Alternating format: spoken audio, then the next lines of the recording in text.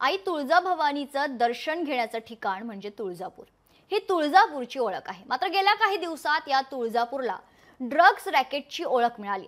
धक्कादायक म्हणजे या रॅकेटमध्ये काही पुजाऱ्यांचा सहभाग असल्याचेही आरोप झालेत। या सगळ्या पार्श्वभूमीवर जिल्हा नियोजन समितीच्या बैठकीत मोठा राडा झालाय। पालकमंत्र्यांसमोरच आमदार आणि खासदारांमध्ये जुंपल्याचं समोर आलंय। पाहुयात नेमकं काय झालंय धाराशिवमध्ये।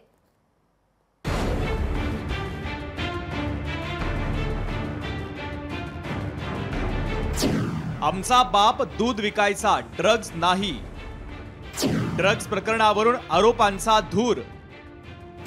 पालकमंत्र्यांसमोरच निंबाळकर आणि पाटलांची जुंपली। तुळजापूरमध्ये ड्रग्ज रॅकेटचा पर्दाफाश झाला आणि संपूर्ण महाराष्ट्र हादरला। या रॅकेटमध्ये काही पुजाऱ्यांचा सहभाग असल्याचे आरोप झाले। महत्त्वाचं म्हणजे या प्रकरणी 14 आरोपी अटकेत आहे, तर फरार असलेल्या 22 आरोपींना अजूनही पोलिसांनी पकडलेलं नाहीये। त्यामुळे पोलिसांच्या तपासावर संशय व्यक्त केला जातोय। आता या प्रकरणावरून आरोपांचा धूर निघू लागलाय आणि हा वाद थेट धाराशिवचे पालकमंत्री प्रताप सरनाईक यांच्या समोरच झाला। खासदार ओमराजे निंबाळकर आणि आमदार राणा जगजितसिंह पाटील यांच्यात शाब्दिक बाचाबाची झाली।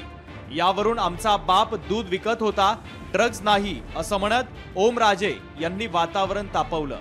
नेमकं काय झालं तुम्हीच पहा।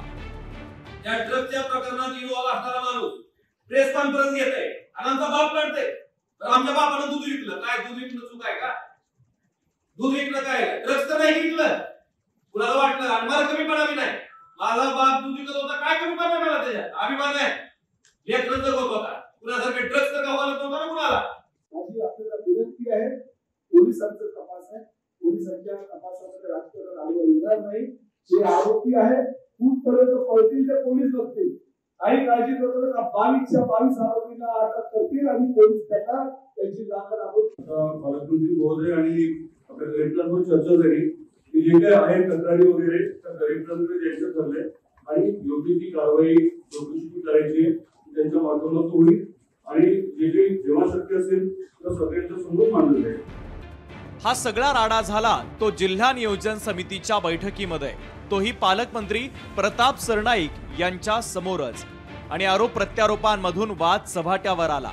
खरं तर तुळजापूर हे आई तुळजाभवानीचं पवित्र स्थळ आहे। इथे लाखोंच्या संख्येने भाविक येत असतात। मात्र या तुळजापूर नगरीमध्ये पूजेच्या अगरबत्तीच्या धुरासोबतच विषारी ड्रग्जचाही धूर निघतोय। त्यामुळं या रॅकेटमध्ये कुणी राजकीय असो की पुजारी, त्यांना अटक करून अद्दल घडवायलाच हवी। ब्युरो रिपोर्ट, लोकशाही मराठी, धाराशिव।